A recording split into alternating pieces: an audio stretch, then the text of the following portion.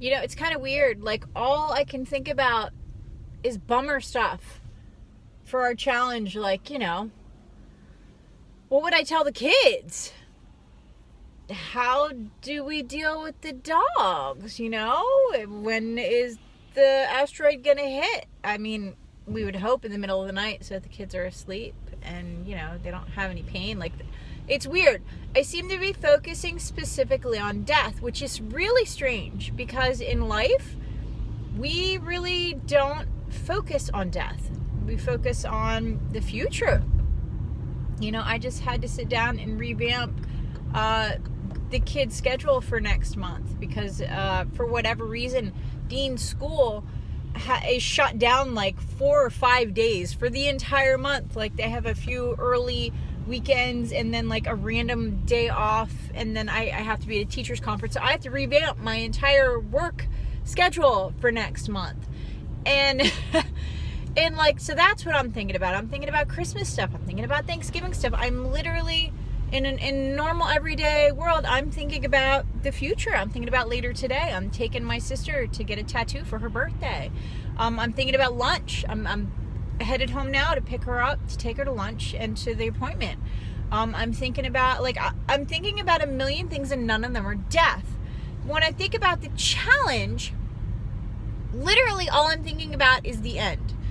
And like, that's new for me because I don't live a life where I focus on death, and being a medium, I think, gives me a huge leg up on that process. Even when Grandma was going through her heart stuff, I knew she wasn't gonna die, so to me it was less of a big deal than it was to Grandma per se. And I think that's my first huge takeaway, but it's so impactful that like I feel like it's skewing the entire thing. I really do. So, and I think it's mostly surrounding my fear for my kids, and that's fine. But again, I don't live my life surrounded by fear for my children's health and well-being. And again, why is that? Is it the more that we know, the less control that we have over a situation, the more that we kind of lean on fear? Is it that we know it's coming? I mean, but literally every day, I could go home and break my leg and be out of work for a broken leg. I mean, like, things could absolutely change your life in an instant. You can meet a person who's your soulmate best friend instead of your soulmate romance. You can meet someone who's going to encourage you, to push you, to lift you up, to grow into bigger, better things. And that could absolutely change your life in a moment. And so why am I so focused on death for the challenge? Like, I was like, dude, I'm really bummed out. I'm totally bummed out about this whole thing now, because all I can think about is my babies. And like, I wonder, am I focusing on living enough every day? I mean, we always make a huge deal out of the holidays. We have visitors coming for Thanksgiving. I got extra crafts and things to do together so that the kids can make memories and have things. And then I'm like, am I doing this wrong? Like, but I think the mind shift itself, shifting from normal to not even, I don't want to say panic mode. I want to say like emergency mode. That's a good way to put it, to emergency mode. Because when Grandma had her heart issues, everybody in the family shifted to emergency mode.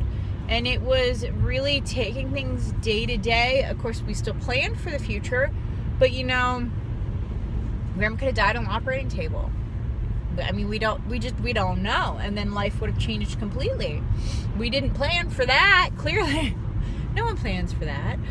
But it's interesting to see how, when we know the end is near, how that really changes our whole way of thinking. For me, at least. I don't know if you guys have really pondered it at all, but it's really kind of depressing.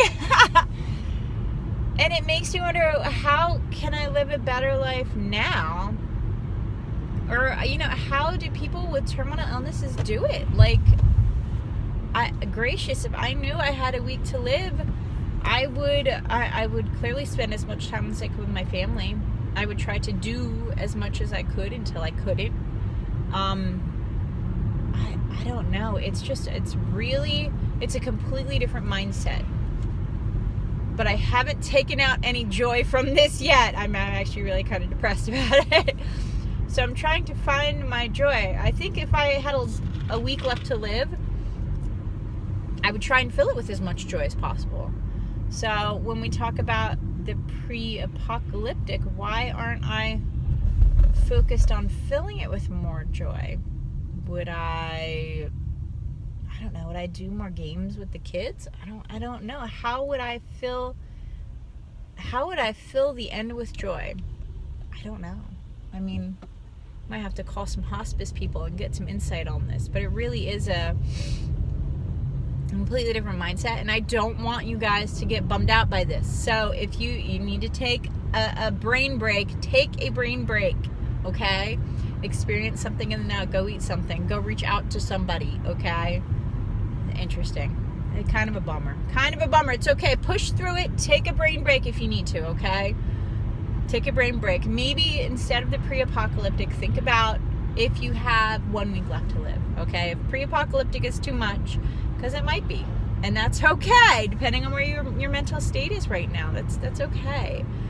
Think about you have 1 week left to live, which may bum some people out even more, because at least in pre-apocalyptic, you might survive. Probably not, but you might. Whereas the terminal illness, you have 1 week left to live.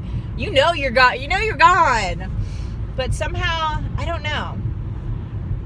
Somehow that's more happy. That's really weird. It's really, really weird where my brain has gone with this. All right, stay sane, guys. Take a brain break. If you feel like you can't do the challenge this week, that's okay. You know, the fact that you've dived in enough to consider it and realized, hey, I would not be in a good situation in a pre-apocalyptic situation. And at least you have that personal knowledge, okay? I love you. This is kind of a deep and heavy one. If you make it deep and heavy, I guess. I miss the rainbow sparkle unicorns. We'd be like riding all the rides on Dutch Wonderland or something. Something to think about. All right, I love you guys. Bye.